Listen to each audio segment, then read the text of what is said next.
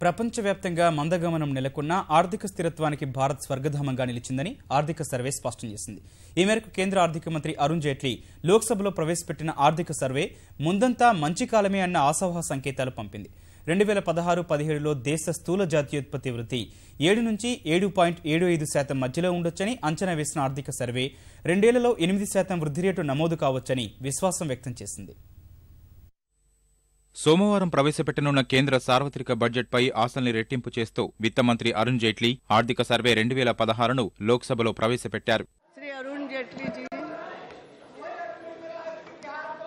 Madam, I rise to lay on the table of the House a copy in English and Hindi version of the Economic Survey 2015-16 Volume 1 and 2. గత ఆర్థిక సంవత్సరంలో 7.2%గా నమోదైన వృద్ధి rate 2015-16లో 7.6%గా ఉండొచ్చని ఆర్థిక survey అంచనా వేసింది. దీర్ఘకాలంగా 8 నుంచి 10% వృద్ధి రేటు సాధించగలిగేంత దృఢంగా భారత ఆర్థిక వ్యవస్థ ఉందన్న సర్వే ఇందుకు కొన్ని సంస్కరణలు చేపట్టడం తప్పనిసరని స్పష్టం చేసింది. స్థూల ఆర్థిక వ్యవస్థ స్థిరంగా ఉంటే రానున్న 2 ఏళ్లలోనే 8% లేదా అంతకన్నా ఎక్కువ వృద్ధి రేటు సాధించవచ్చని విశ్లేషించింది. ద్రవ్యోల్బణం అదుపులోనే ఉందని, ధరల స్థిరత్వం మెరుగుపడిందని వివరించింది. 7వ వేతన సంఘం సిఫార్సులు అమలు చేసిన ద్రవ్యోల్బణంపై పెద్దగా ప్రభావం పడబోదని అంచనా వేసింది.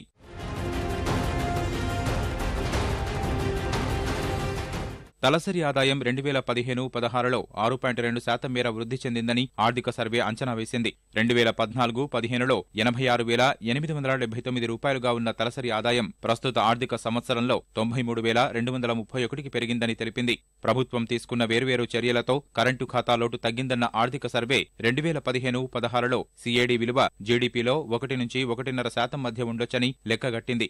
విదేశీ మారక నిల్వలు సైతం గణనీయంగా పెరిగి 2016 ఫిబ్రవరి నాటికి 35,150 కోట్ల డాలర్లకు చేరాయని తెలిపింది. ద్రవ్యలోటును జీడీపీలో 3.9%కి కట్టడి చేయాలన్న లక్ష్యాన్ని ప్రభుత్వం సాధించగలుగుతుందని ఆర్థిక సర్వే విశ్వాసం వ్యక్తం చేసింది. పరోక్ష పన్నుల రాబడి గణనీయంగా పెరిగిన వేళ బడ్జెట్లో అంచనా వేసిన దానికన్నా అధిక ఆదాయం వస్తుందని లెక్కగట్టింది. 2015-16 ఆర్థిక సంవత్సరం తొలి 9 నెలల్లో ప్రత్యక్ష పన్నుల రాబడి 10.7% మేర పెరిగిందని, పరోక్ష పన్నుల విషయంలోనూ అదే జోరు కొనసాగుతోందని తెలిపింది.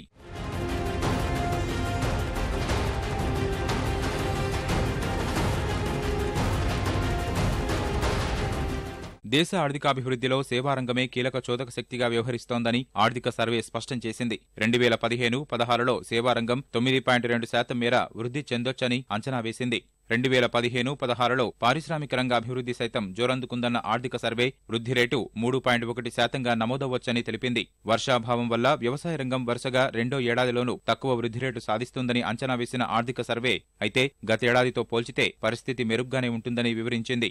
ఆహార ధాన్యాల ఉత్పత్తి గతేడాదితో పోల్చితే పెరిగిందన్న ఆర్థిక సర్వే ఆ మొత్తం 25,32 లక్షల టన్నులుగా ఉండొచ్చని అంచనా వేసింది. పాల ఉత్పత్తిలో భారత్ అగ్రస్థానంలో నిలిచిందని, ప్రపంచవ్యాప్త ఉత్పత్తిలో మన దేశ వాటా 18.5%గా ఉందని వివరించింది. విద్యుత్ రంగం సైతం గత 2 ఏళ్లలో కీలక అభివృద్ధి సాధించినట్లు ఆర్థిక సర్వే తెలిపింది. మరిన్ని మెరుగైన ఫలితాల సాధనకు సంస్కరణలు చేపట్టడం ఎంతో అవసరమని ఆర్థిక సర్వే స్పష్టం చేసింది. నిరర్ధక ఆస్తులు గణనీయంగా పెరిగిపోయిన పరిస్థితుల్లో ప్రభుత్వ రంగ బ్యాంకులు, మరికొన్ని కార్పొరేటు సంస్థల ముందున్న సవాళ్లను అధిగమించేందుకు చర్యలు చేపట్టాల్సి ఉందని వివరించింది.